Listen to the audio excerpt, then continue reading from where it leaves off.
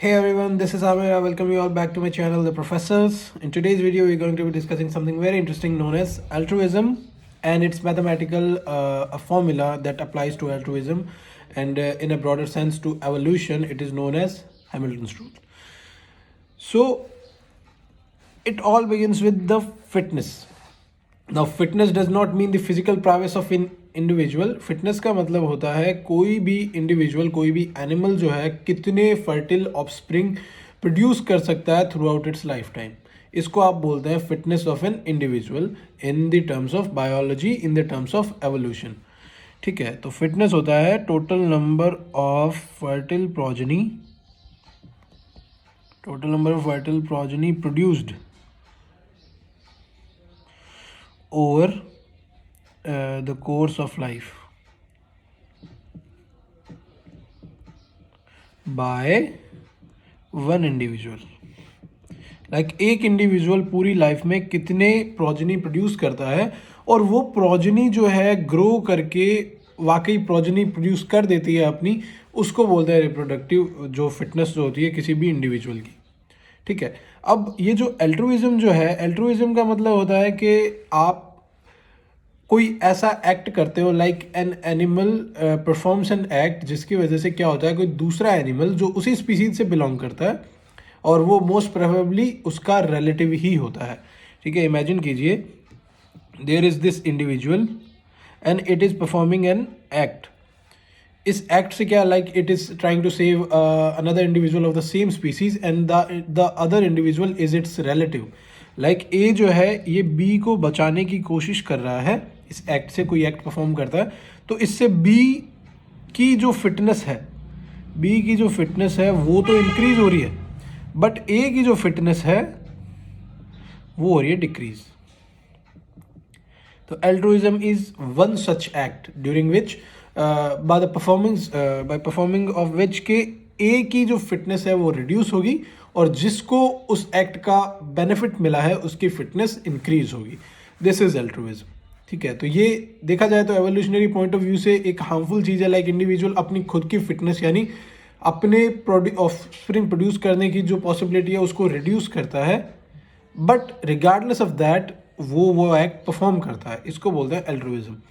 Now similar सी term आती है एक फिटनेस के अंदर ही, एक आती है inclusive fitness. It is known as inclusive fitness. Inclusive fitness it's slightly different than the regular fitness. Regular या क्लासिकल फिटनेस जिसको हमने अभी देखा कि total number of total ability of total number of offspring produce करने की. ठीक है, इंक्लूसिव फिटनेस का मतलब होता है आप खुद कितनी प्रोजेनी प्रोड्यूस करोगे, प्लस आप एल्ट्रुइज्म की हेल्प से कितनी प्रोजेनी दूसरे इंडिविजुअल्स की प्रोड्यूस करने में हेल्प करोगे. Like you produce 5 progeny of your own, and by altruism you help to another individuals to further progeny. Like आपने बी को बचाया और बी जो है 2 प्रोजेनी प्रोड्यूस करेगा और वो फर्टिल प्रोजेनी प्रोड्यूस करेगा, तो ओवरऑल आपकी इंक्लूसिव फिटनेस हो जाएगी, वो हो जाएगी 7, जबकि आपकी खुद की सोल फिटनेस जो रेगुलर फिटनेस है वो होएगी 5. ठीक है, तो इसको बोलते हैं इंक्लूसिव फिटनेस. लाइक आपने खुद की फिटनेस प्लस जिसकी हेल्प हुई है उसकी फिटनेस को दोनों का सम कर दिया, वो होती है inclusive fitness. Right, now Hamilton's rule applies to inclusive fitness. What is Hamilton's rule?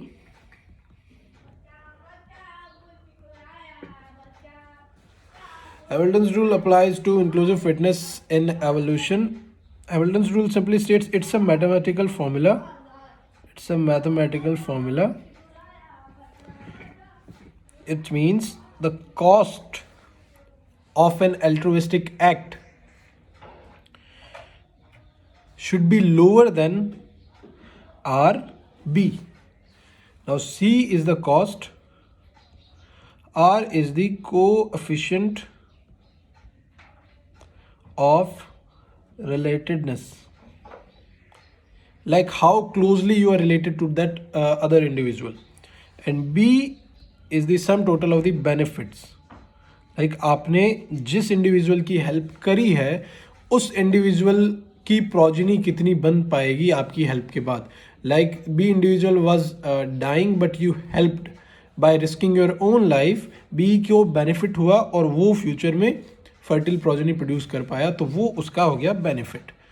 तो हैमिल्टन्स रूल सिंपली स्टेट्स कि सी जो है it should be lower than the product of R and B, इसको बोला Hamilton's rule. Now let's take an example, it is a very simple phenomenon, like the A individual will produce 5 progeny in its lifetime and B progeny would produce 5 other progeny of its life during its lifetime, ठीक है, but due to some incident B is drowning, like it is drowning, okay, अब B डूब रहा है तो A जो है अपनी लाइफ रिस्क में डाल के बी को बचाने की कोशिश करता है, ठीक है। तो अब यूजुअली नहीं करेगा, वो तभी करेगा जब बी उससे रिलेटेड है, ठीक है। इमेजिन कीजिए A and B are sisters, their sisters. Now sisters are related to each other by 50%, like they share the same parents, so they share 50% of genes with each other. They are 50% related to each other, so the coefficient of relatedness would be 0.5. Now A is risking its life, yani the cost of its reproductive on its reproductive fitness by performing the altruistic act would be 5. A is producing 5 progeny. अगर A की death हो जाती है during the performance of the act, तो 5 progeny की जो bringing up होगी या जो अपकमिंग होगी वो रिस्क में आ जाएगी, तो जो कॉस्ट होगी the C would be 5 individuals of A and benefit would be 5 progeny of B, 5 progeny of B. So अब ये ए एक्ट परफॉर्म करेगा या नहीं करेगा, ये हैमिल्टन रूल से आप सिंपली कैलकुलेट कर सकते हो। Simply put the values, C would be 5, B would be 5 and R would be 0.5. So 5 should be lower than 5 times 0.5, which would be 5, 2.5. Meaning 5 is not greater than 2.5, meaning this act will not be performed. Because cost high है और इसके जो benefits और are का जो product है वो लो है, इस वजह से ये जो एक्ट है ये परफॉर्म नहीं किया जाएगा।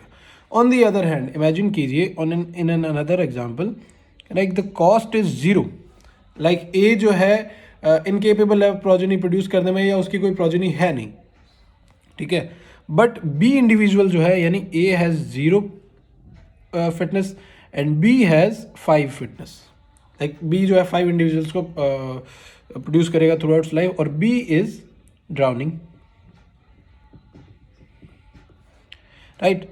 तो कॉस्ट 0 है बिकॉज ए कोई प्रोड्यूस नहीं करेगा, तो 0 would be equal to, and they are sisters, they are again sisters, तो सिस्टर्स की जो रिलेटेडनेस होती है वो होती है 0.5, तो 0 not equals should be smaller than the product of 5 because 5 is the benefit after the altruism, तो बी की जो 5 प्रोजेनी है वो बेनिफिट में आ जाएगी एंड टाइम्स द रिलेटेडनेस 0.5, तो 0 इज स्मॉलर देन 2.5, यानी in that case A will perform the act.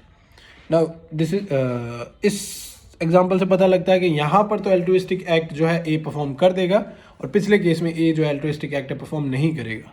This is Hamilton's rule. Now अब जो ये आर जो हम देख रहे हैं कि कोफिशिएंट ऑफ रिलेटेडनेस अलग अलग इंडिविजुअल्स का, तो सिंपली आप देख सकते हैं जो आइडेंटिकल ट्विन्स होते हैं,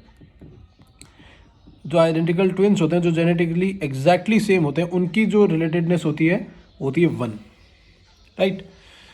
सिमिलरली पेरेंट्स एंड प्रोजेनी जो होते हैं, पेरेंट्स एंड चिल्ड्रन के बीच में जो रिलेटेडनेस होती है वो 0.5 यानी 50%, they are 50% link to each other. And brothers and sisters की जो होती है उनकी भी होती है 0.5, and as you go down the road the degree of relatedness decreases, like uncle और नेफ्यू और नीस, इनसे होती है आपकी 0.25, एंड फर्स्ट कजिन्स जो हो जाएंगे आपके, इनसे और ज़्यादा हो जाएगी 0.125. Now this is how you calculate the R values, and this is how you mathematically calculate by the simple formula whether an altruistic act will be performed or not. तो ओवरऑल ये एल्ट्रुइज्म का benefit ये होता है कि overall logic सिर्फ इतना सा होता है कि the individual should be of the same species, and the overall logic behind altruism is that overall उस स्पीसीज के, उन पॉपुलेशन के जीन्स का नेक्स्ट जनरेशन में जाना जरूरी है, रिगार्डलेस ऑफ आपके इंडिविजुअल के जीन्स का जाना। एक पॉपुलेशन में, एक स्पीसीज के उस जीन पूल के अंदर वो जीन का, वो अलील्स का, कॉन्फ़िगरेशन का बना रहना इंपॉर्टेंट है, ना कि एक स्पेसिफिक इंडिविजुअल के जीन्स का नेक्स्ट जनरेशन में जाना। तो अगर आपके ए इंडिविजुअल और बी इंडिविजुअल अगर रिलेटेड है, तो ए के पास भी वही जीन्स है, बी के पास भी वही जीन्स है, तो अगर ए को लॉस होता है और अगर ए की हेल्प से बी के जीन्स नेक्स्ट जनरेशन में चले जाते हैं, तो this is evolutionarily favourable. Now and all of this phenomena is known as altruism. So I hope you understand this simple topic. See you next time in the next video. Thank you for listening. Bye.